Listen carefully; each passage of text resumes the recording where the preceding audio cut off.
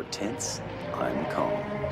You apply excessive force, I control that force through fluid motion.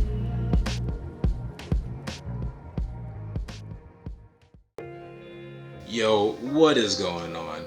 My name is JeetKuneDmo, but you can call me JKD for short. First, a little bit about myself. I'm a competitive fighting game player, mainly playing Street Fighter V, but I'm a bit versed in other games as well. My goal of today's video, and my channel as a whole, is to help guide new players through the ropes of learning fighting games, as this can be a bit daunting on your own at first. I thought this was an appropriate time to do so, since new fighting games have been coming out, and updates are coming to existing ones. Street Fighter V. So, if this all sounds good to you, then without further ado, let's get to it. Alright, so the first thing that you're going to do is pick a character. Easy enough, right? So what I recommend that you do is go to training mode and just take a look through the character roster and find a character that looks pretty cool to you.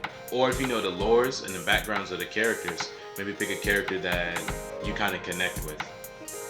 Most people are going to tell you to stick with Ryu or a character like Goku from the Dragon Ball series, because these characters are a bit easy to pick up and makes learning the game a lot easier.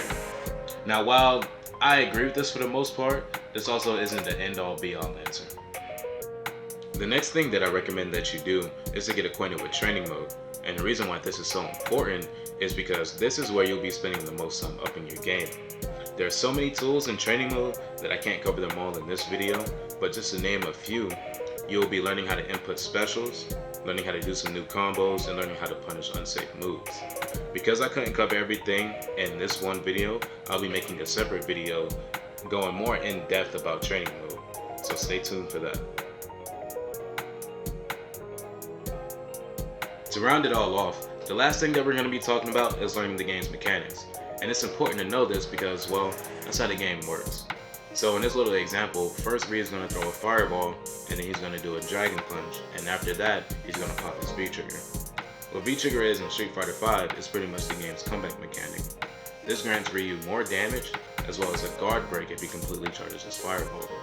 Again, it's important to know these kind of things, because the more knowledge that you have overall, the more successful you will be in the long run. I hope you all enjoyed this brief introduction on picking up fighting games. I will be covering these topics and more in more detail, so stay tuned for that. But with all that being said and done, I'm out. Catch you in the next one.